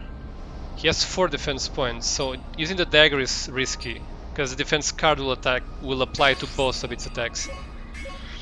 Defense. Okay, I didn't use any defense cards at all. So take down the shark, get a bit of experience. Experience during the match. When I level up during the match, and this level is just per match. When the match ends, that level will just reset to 0 all the time. When I do level up, the dice will always be +1. If I'm level 2, it will be +2. If I'm level 3, it will be +3, and so on. So the more you level, the higher attack, like the higher power basically you have in your turns. Alright, so yeah, we're just gonna block that. I'm gonna use this one. No, I'm gonna use that one. It reduces damage by half and it rounds it down. That's why instead of taking half damage, I take 0. There are also some status conditions, like that thing could poison, but the dice roll failed, so it didn't actually poison me. Set. Move. Okay, I'm gonna move directly here. Let me just... yep. I think we'll be doing that. Action. I think I'll first attack the plant. Wait, what's this? Gain AP, I think this has the typo, but I think the plus version it's resolved. Gain AP equal to 5 minus the number of cards you have on the field. Oh, the cards you have on the field. Oh, interesting. So... oh, this doesn't really work with our deck, because we have 4 cards on the field. Okay, never mind, discard then. We gotta just take it away from the deck. Because all these items are considered cards on the field, the items I have equipped. Okay, so here we're gonna basically be like trying to lure any defense cards by killing the plant, I guess. Or can I go for the kill on break? No, he has too much HP. Okay, I'm just gonna try to kill the plant. Let me think actually. Okay, we're gonna attack him. And then the plant. And then him again. So the plant will die no matter what, like this. Even if he had a defense card to use, you would use it here, because the AI always uses defense cards on the first attacks. Unfortunately, it's not super intelligent. Okay, we kill the plant, get a bit more experience, and then deal a ton of damage against him, because, again, dagger double hits. Draw. Okay, so we're dropping that. Let's see, we can only equip 8 points worth of items, so this is 2 plus 2, 4, 5, 6, 7, 8. So I already have full items equipped. Change. Things are probably going to be finished on the next turn. Even if he summons claws or whatever, he's not going to survive, I don't think. So the claw is very good at attacking items because it costs very little and it deals a lot of damage for what it is. But when it's attacking a story character, it deals very little damage. That's why if I had no items right now, that would, instead of 2 damage, it actually deals 0. So claws are sort of like good in one situation, but not in other situations. Oh, he's attacking him himself. He's attacking me himself. Fortunately, we had guard, so we could actually block all damage. We didn't take any damage, basically. I guess I took 1 damage on the partisan, but whatever. That doesn't really matter. Pass. Set. And yeah, let's finish things right here. Action. I think we're gonna use the partisan to kill both of the claws. We get more rank doing stuff like that. And then, I guess I could use a technique. 3 plus, I'm just doing math. I don't think technique... I think techniques on silver are not really necessarily very good.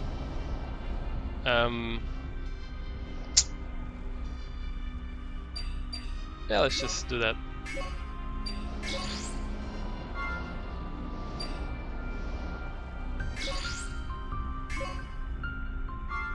Can use technique, yeah, whatever. Alright, it should be dead here. From the second attack. No, from the third attack.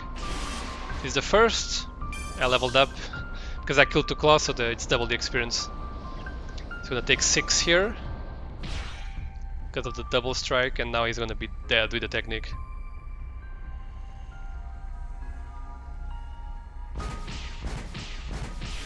Rip. Easy. A rank, nice. Since I was carefully to, you know, kill the claws, maximize damage, I guess I got a few more points from that.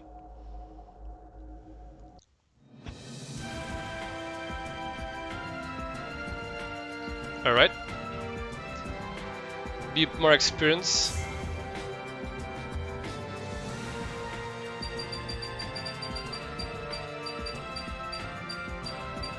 Yeah, so I took on average 0.2 damage per turn. Yeah, I didn't take that much damage. It was basically 1 point of damage only on the partisan. Okay, we're gonna pick the third pack this time. Okay. Cool. Ooh, half defense, nice. We're gonna check that in a second. The Justy, nice. For the ranger characters for the most part. Nice. The Dub Witch. Oh, the Sword Guard. That's a good one. I think from all this I will put this one in, maybe. This basically decreases damage equal to half of the item's full HP. Of the current HP. So basically this is very good if I use it on a item with very high HP, because if an item has very high HP, this also defends by a lot. Otherwise it's not very useful. And the Sword Guard, it costs 4 but basically negates damage against swords. And you can use it on ally, because not all cards can be used on other allies, so that's actually a plus as well. Okay, cool. We should be seeing the cutscene here.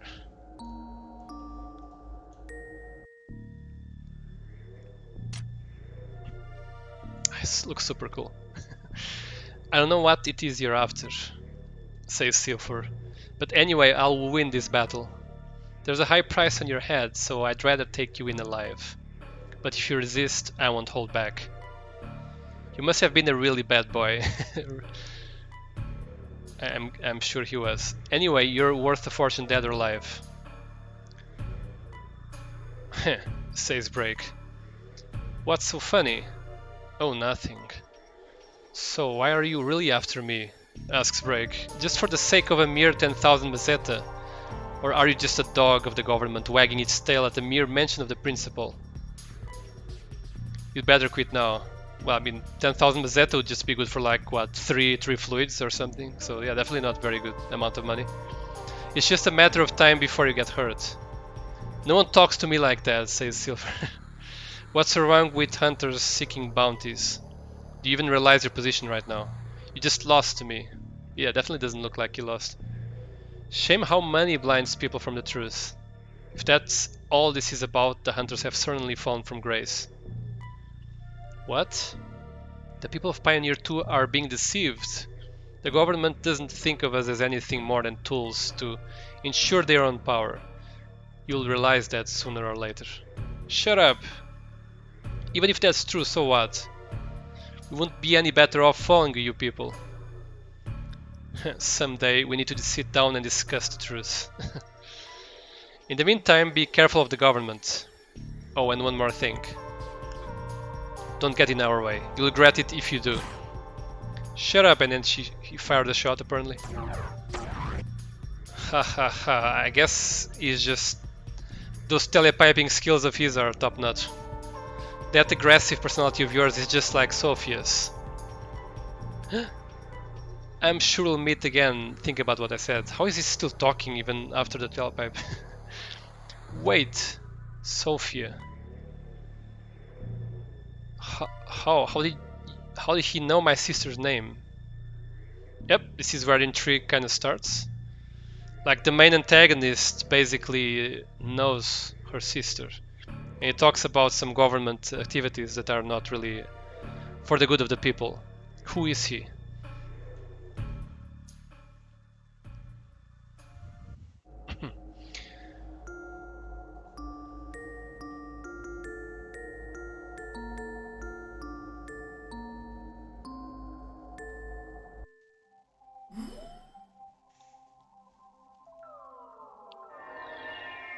Okay, since we didn't advance, this was actually just a side story quest, sort of, so we didn't advance it to the next quests. The main quest is still there to be done. I don't think Silver is going to comment on that just yet. Yep, she's going to comment it on that on the next... when I progress the next quest. I guess I could just do one more quest, why not? I'm kind of feeling the momentum, so let's just do one more quest. I guess we could use Kranz here, since we haven't used him yet. So let me just create a deck very quickly, and this will be the last quest for sure, because I've been saying that since a couple quests back, I think. Yeah, so let's create a very quick deck for Kranz here. Kranz, his thing is that he has fixed range. This means that even if you use a weapon, like, I mean, even if you use an action card that changes your range, it actually keeps the original range of the original weapon. So I'm just gonna try to mention an example as I see one. So we should definitely give him ranged weapons. It's kind of one of the first things to note. Mech guns, sure, we give that. The shot is pretty good on him as well. Let's maybe give him one more. It's always good to have a one point weapon handy, because sometimes it fills in that last slot. I'm not gonna put mags right now. Let's go to the action cards. Even though you can use techniques, I'm not gonna bet on those. So basically, he has ranged weapons right now, right? If I use this slash, for example, it makes the range not ranged anymore. It just slashes the 3 slots in front of him, as you can see there in the range. However, since he has fixed range, the weapons will remain ranged. So basically this will add to attack without changing the range. So using cards that change range and no attack are kind of pointless, but using stuff like this that just increase attack are pretty decent. Unfortunately I don't have any more right now just yet, I guess. I didn't know this assault card had this effect. It's kind of weird. I guess it's kind of useless then. Not that one maybe. He doesn't use swords.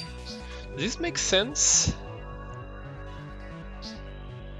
It works against stacks, as you can see by the yellow box up there. Not many of the cards work against stacks, only dodge.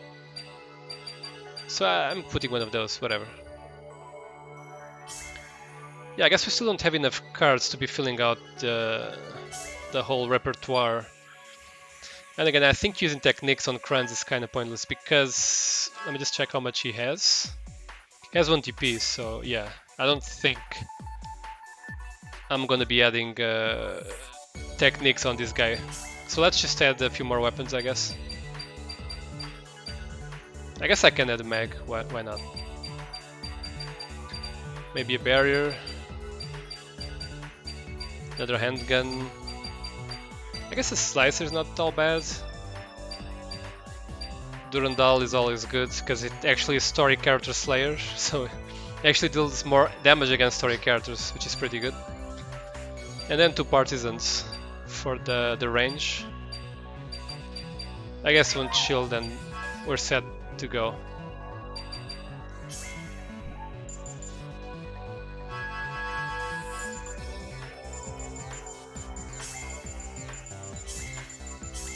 Let's name the same way, like Kran's starter, but since the whole name doesn't fit, I'll just call it start.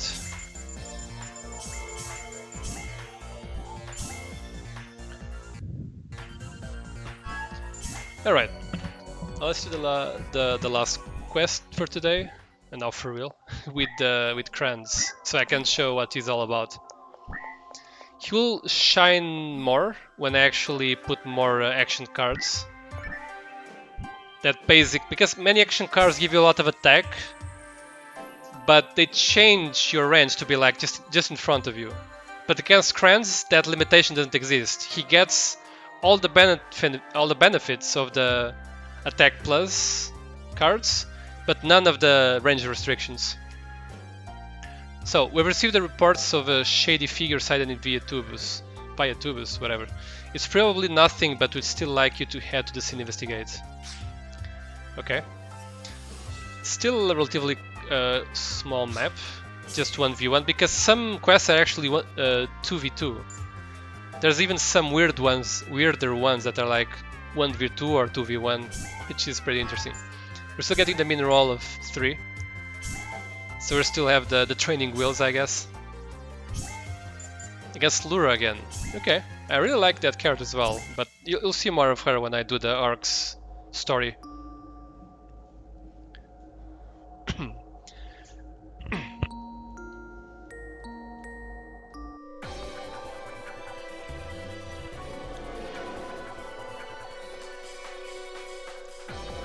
She's actually one of the main characters, one of the 3 main characters of the arcs, alongside Endu and the Break that we just met. Oh no, I've been found. Just kind of funny, generally speaking. But has a very sad story, I guess. Alright, seems good. We have 3 items we can potentially equip.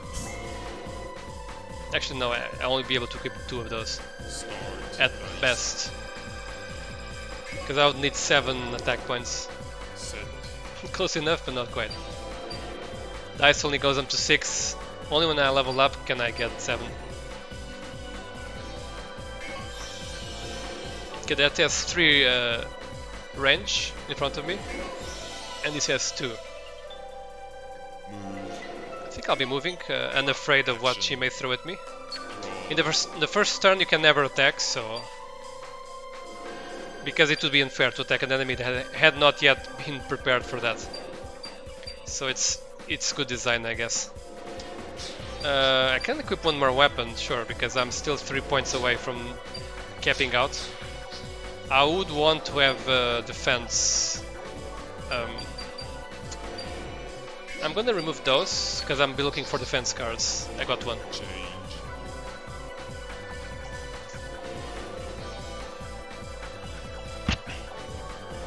Oh yeah, by the way, if anyone knows any way to get true widescreen on this game, please feel free to tell me. I've only found codes for the European version, and this is the US version. Defense. So there are no... I don't have any codes for that, unfortunately. I think Lure is attacking me. Well, in case she isn't, I'm just gonna block this one. Again, it would be good if the game would show like an attack list of the enemy, so I could actually make decisions appropriately. Yep, she was attacking me, so I would have defended against this attack instead, because it deals a bit more damage. But whatever, I still keep my weapon intact.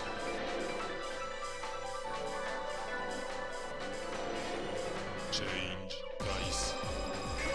So yeah, as I was saying, I can activate the widescreen from the Dolphin, but that one is never that good by itself, unfortunately. If I equip this weapon, I won't be able to do much else, pretty much. So I'm gonna just actually move instead. And I will be killing both of the flowers, hopefully. Because the mech can hit two enemies. I can hit multiple enemies. Defense. Okay, so the enemy is now finally using defense cards. Unfortunately for them, decreasing 2 damage doesn't really do much. Draw. Yeah, so I'm looking again for more defense cards and action cards, or at least lower point items. Because the more you equip on a turn, the less points you have for other actions during that turn. Which, in this case, when I'm so close to the enemy, I may want to just keep attacking as much as possible. Defense. Alright. She's an android, so she will not be using any techniques against me. So the dodges that are usually the only card I can use against techniques, I can just use them willy-nilly. Change. Dice. There is an action card that allows androids to use techniques, but she won't have one at this point in the game, for sure. Okay, so I guess I'll equip the shot as I am a ranger. Move. Do I want to move? I don't think I want to move. Action. We're right in her face after all. Alright, so... She also has fixed range, by the way, so she kinda benefits from the same thing that I do. Except that she has like a permanent weapon, that is the shot type weapon. Aside from all the creatures she puts everywhere. Okay, so I'm probably gonna lure any defense cards first. Oh, the Mechan does more damage than the Justice, that's interesting. Then I'll lure with this one. And then attack with that in an action card. Defense. Nope, no defense cards played.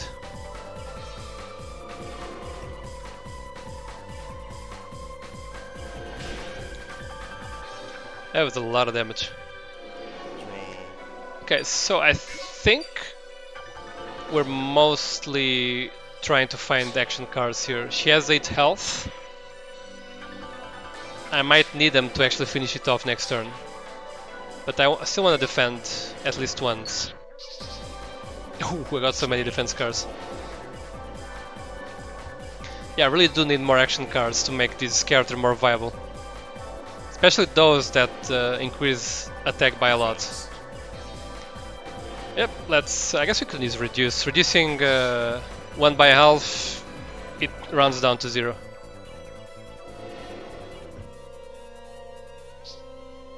We'll use guard here. Because reduce would not be enough here. Alright, cool.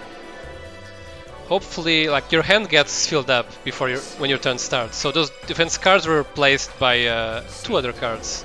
Unfortunately, none of them are action cards, so I might not be able to finish it off here. So he has 2 attack that adds to each one of these weapons. So I can deal 2 plus 4, 6 plus 3, 7. If I didn't do the calculations wrong, I'll only be doing 7 damage. The wolf also has 8 health. I don't want to waste damage on the wolf, so Action. let's just kill her. Yeah, let's just kill her. We'll lure the defense cards with the lowest attack weapon, Defense. and then attack with all others.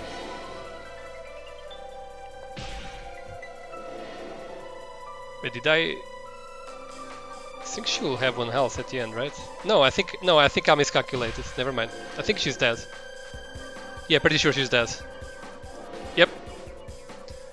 I did some calculation wrong there. Cool.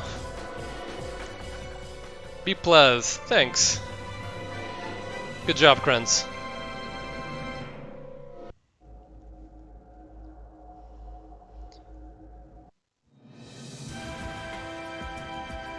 Let's see if we get any more cool cards. Oh, I got the level up here.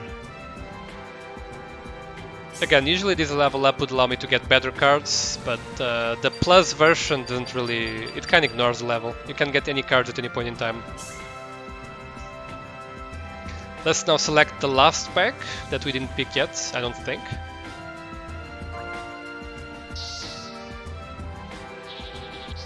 This should be the pack that focuses on assist cards, but I don't know if in the plus mod that matters at all. Oh, the Seal J Sword. Ooh. That's a good one. We caught that mag again. Grants! I've never had grants in this game, ever. I'm not sure if it's good. Oh, an assist card finally. Okay, so the Seal J Sword, definitely... it's only for hunters even. I was gonna say definitely better for hunters, but it's just for hunters. Okay, it blocks any abilities.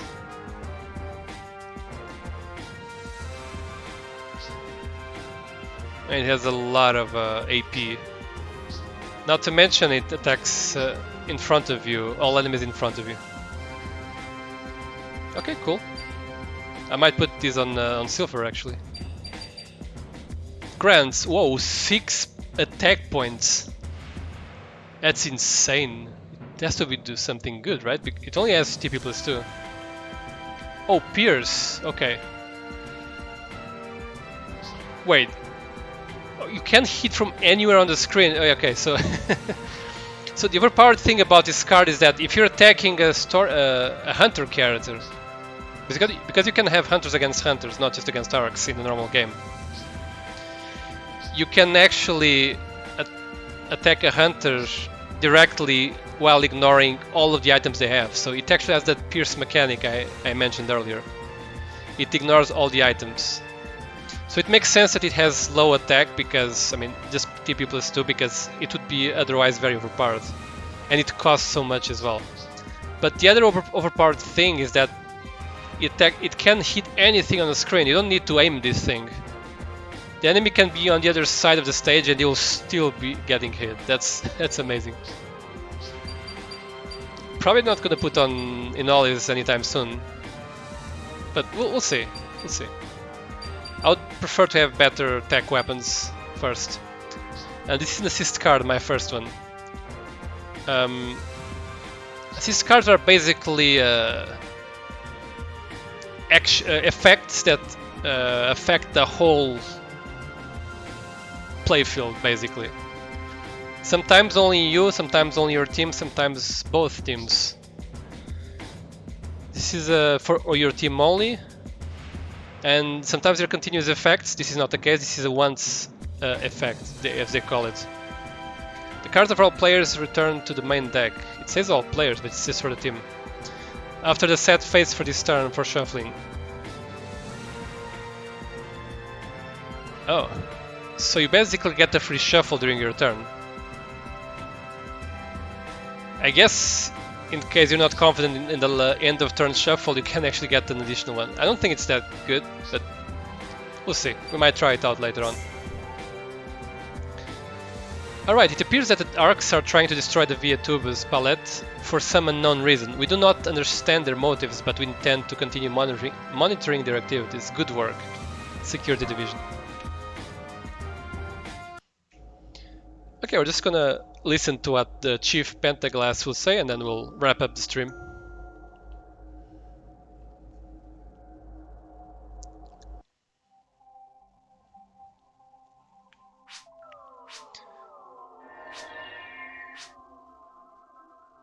Chief called for you, so please give him your full report. I think he keeps saying the same thing over and over, for the most part. Nice work, Aika. Very nice work. Can you believe it? Natasha herself complimented me earlier. So for those who might not know, Natasha is the boss that you meet on episode 2, the one that directs and gives you orders on episode 2. That old hag drives me nuts, but don't think I'm ungrateful for it. Well, in any case, keep it up, okay? Gahaha. Right, getting back to business, Whisper. I'd like to ask a personal favor of you this time, okay? I have a son, okay? He's a cute boy, very smart, just like me. Oh, sure, just like you, I'm sure. He's not very good at homework, though, so I want you to help him. I want to really surprise him with this. So just keep it low, okay? Oh, I'm so happy. Homework help has been added. Alright, you'll have a few more team members starting this mission. Oh, that's cool. Go and say hello to them, okay? You can now use the story character Teifu. I'm guessing Viviana too. Kilria and Viviana, right? Yep, that's the one. Because Teifu and Viviana are actually related in a way, so can't wait to engage with them. You can see Viviana there in the distance, the force with the blue outfit. There's Silver still in there, and Kilria is on the right, and Teifu. Oh, the Teifu is right in front of me. Yeah, we'll meet those tomorrow. They're very interesting characters. I believe Silver will also comment on what happened with Break earlier. So yeah, I'm just gonna talk with Karen, I guess, and then we'll wrap up. Hello, Aika. Starting with this mission, Kilria, Viviana, and Teifu will be deployable as team members. They'll be under your direct command, so take good care of them. A personal request from the chief? The chief loves helping out his son whenever he can. Sometimes it just goes too far though, it's a bother to all of us. Still, his son's cute, pretty smart too, unlike his father. Okay, there's an honest one. I didn't mean it like that, I mean, they aren't alike in certain other ways, yes, right. But you have a mission already, that's no good. To tell the truth, I already had another mission ready for you. This friend of mine has something she absolutely had to have us do. She's apparently looking for some kind of store. What the? Normally she'd be better off going to another Hunter's Guild, really. But I figured it'd be a good chance to test out your cards, so... what to do? Everything said in this room is treated as a government secret, so it wouldn't hurt anyone if you carried that mission out. Besides, it'll help you break in your new cards. Okay. There might be more missions from the guy that gives side quests, but we'll check that tomorrow. Yeah, so for now, this has been Phantasy Star Online Episode 3. The gameplay is quite complicated, like mechanically gets a bit complicated. But when it starts to click in, it's actually pretty cool in my opinion. It's very fun. It allows for a lot of diversity, expressing yourself in a variety of multiple decks. And yeah, it just feels really ahead of its time in my opinion. And the story is also pretty interesting, like compared to Phantasy Star Online Episode 1 and 2, which, I mean, the story is just kind of there. There's not much to it. Here the characters are very likable in my opinion, so I hope I can more or less show that here in these streams. I started today, but I want to keep going until I finish both the Hunter story and then we'll finish the Hark story. The true final boss will only be available after I finish both stories, so when you see me finish this story, you will only see one of the bosses, one of the final bosses, but it will not be the true last boss. So I will hype you up when that moment comes and remind you of that. But yeah, just keep that in mind. So yeah, hope I can count on you for more crazy deck building and card battles tomorrow. And yeah, thank you very much for watching. I'll see you next time. Bye bye.